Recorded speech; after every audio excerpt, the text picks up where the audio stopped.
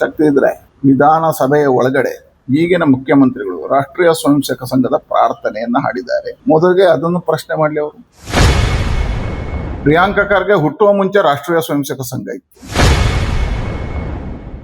RSS ಇದು ಮಾಡಲೇಬೇಕು, ನಿಂದನೆ ಮಾಡಲೇಬೇಕು ಅನ್ನೋ ವಿಚಾರ ನನಗೆ ಅನಿಸ್ತದೆ. ಈ ರಾಜ್ಯದ ನೂತನವಾಗಿರ್ತಕ್ಕಂಥ ಗೃಹ ಸಚಿವರಾಗಿರ್ತಕ್ಕಂಥ ಪ್ರಿಯಾಂಕಾ ಖರ್ಗೆ ಅವರು ಅವರ ಜವಾಬ್ದಾರಿಯನ್ನು ಮರೆತು ಇವತ್ತು ಪ್ರಚಾರದ ಹಿಂದೆ ಬಿದ್ದಿದ್ದಾರೆ. ಅವರಿಗೆ ತಾನೊಬ್ಬ ರಾಷ್ಟ್ರೀಯ ಮಟ್ಟದಲ್ಲಿ ಪ್ರಚಾರವನ್ನ ಗಿಟ್ಟಿಸಿಕೊಳ್ಬೇಕು ಅಂತ ಹೇಳ್ತಕ್ಕಂಥ ಹುಚ್ಚು ಹೆಚ್ಚಿದೆ ಅಂತ ಅನಿಸ್ತದೆ.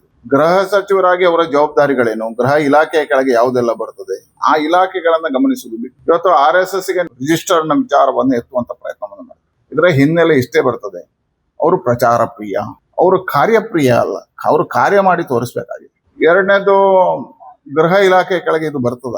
ಗೃಹ ಇಲಾಖೆ ಸಂಬಂಧಪಟ್ಟಿರ್ತಕ್ಕಂಥ 10 ವಿಷಯಗಳಿದ್ದಾವೆ. ಆ ವಿಷಯಗಳ ಬಗ್ಗೆ ಗಮನ ಹರಿಸಿದ್ರೆ ಈ ರಾಜ್ಯದಲ್ಲಿ ಇವತ್ತು ಮಾದಕ ಇದರ ಬಗ್ಗೆ ಬಹಳಷ್ಟು ಚರ್ಚೆಗಳು ನಡೀತದೆ. ಕಾಲೇಜು ವಿದ್ಯಾರ್ಥಿಗಳು, ಶಾಲಾ ವಿದ್ಯಾರ್ಥಿಗಳು ಇದಕ್ಕೆ ಮಾದಕಕ್ಕೆ ಬಲಿಯಾಗ್ತಾ ಇದ್ದಾರೆ. ಡ್ರಗ್ಸ್ ಮಾಫಿಯಾ ಇಲ್ಲಿ ಕೈಯಾಡಿಸ್ತಾ ಇದೆ.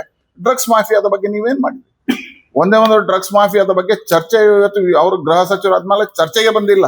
ಅಂದ್ರೆ ಈ ರಾಜ್ಯದ ಆಂತರಿಕವಾಗಿರ್ತಕ್ಕಂಥ ಸುರಕ್ಷೆ, ಆಂತರಿಕವಾಗಿರ್ತಕ್ಕಂಥ ವಿಷಯಗಳ ಬಗ್ಗೆ ಒಬ್ಬ ಗೃಹ ಸಚಿವರಾಗಿ ಎತ್ತಬೇಕಾಗಿರ್ತಕ್ಕಂಥ ವಿಷಯವನ್ನು ಎತ್ತದೆ, ವಿಷಯಾಂತರ ಮಾಡತಕ್ಕಂಥ ಪ್ರಯತ್ನವನ್ನು ಮಾಡ್ತಾರೆ. ಎರಡನೇದು, ಇಲ್ಲಿ ಬಾಕುಳಿದಂತಹ ಅವರ ಇಲಾಖೆ ಕೆಳಗೆ ಬರತಕ್ಕಂಥ ವಿಷಯಗಳ ಬಗ್ಗೆ ಚರ್ಚೆಗಳನ್ನ ಪ್ರಾರಂಭ ಮಾಡಲಿಲ್ಲ ಅವರು. ಅದು ಬಿಟ್ಟು RSS ನ ರಿಜಿಸ್ಟರ್ ಬಗ್ಗೆ ಹೇಳಿದ್ದಾರೆ. ರಾಷ್ಟ್ರೀಯ ಸ್ವಯಂ ಸೇವಕ ಸಂಘ ಸ್ವಾತಂತ್ರ್ಯ ಪೂರ್ವದಿಂದ ಈ ದೇಶದಲ್ಲಿ ಕೆಲಸವನ್ನು ಮಾಡುತ್ತದೆ.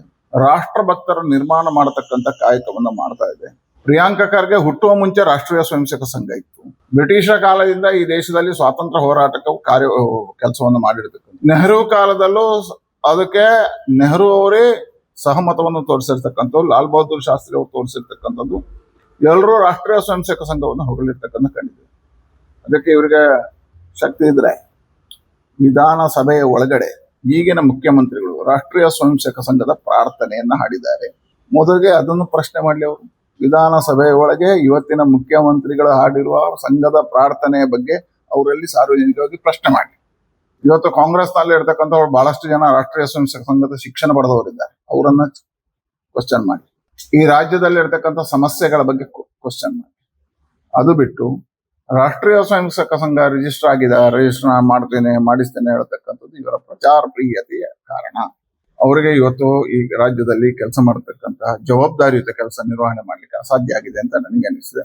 ಅಥವಾ ಆ ಇಲಾಖೆ ಬಗ್ಗೆ ಅವರಿಗೆ ವಿಶೇಷವಾಗಿರ್ತಕ್ಕಂಥ ಒಲವಿಲ್ಲ. ಅವ್ರಿಗೆ ಯಾವುದೋ ಬೇರೆ ಇಲಾಖೆ ಬಗ್ಗೆ, ಆರ್ಥಿಕವಾಗಿ ಸಂಪನ್ಮೂಲ ಕ್ರೋಢೀಕರಣ ಮಾಡತಕ್ಕಂಥ ಇಲಾಖೆ ಬಗ್ಗೆ ನಂಬಿಕೆ ಇರಬೇಕು. ಅದಕ್ಕೋಸ್ಕರ ಇದನ್ನು ಎಬ್ಬಿಸಿ ಬೇರೆ ಇಲಾಖೆಗೆ ಏನಾದ್ರೂ ಮಾಡ್ತಾರ ಅನ್ನುವಂತ ಕಾರಣಕ್ಕೋಸ್ಕರ ಇವರು ಈ ಚರ್ಚೆಗಳನ್ನು ಎಬ್ಬಿಸಿದ್ದಾರೆ ಅಂತ ನನಗೆ ಅನಿಸ್ತದೆ.